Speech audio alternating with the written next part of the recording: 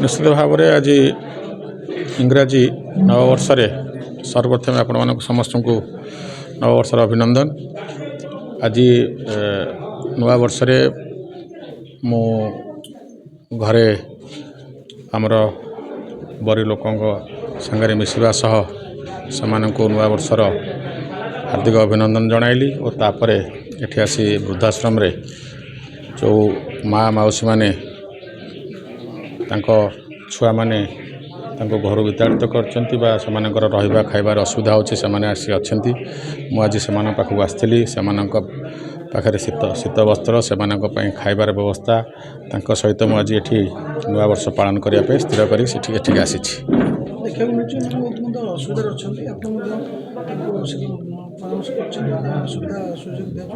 निश्चित भाव में से जो असुविधा अच्छी खूब शीघ्र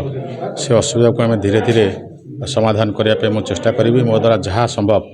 एमएल आड हो बा पर्सनाल एफर्ट जहाँ भी हो पार से करने प्रतिश्रुतिबद्ध खूब शीघ्र कार्यक्रम आरंभ करवा।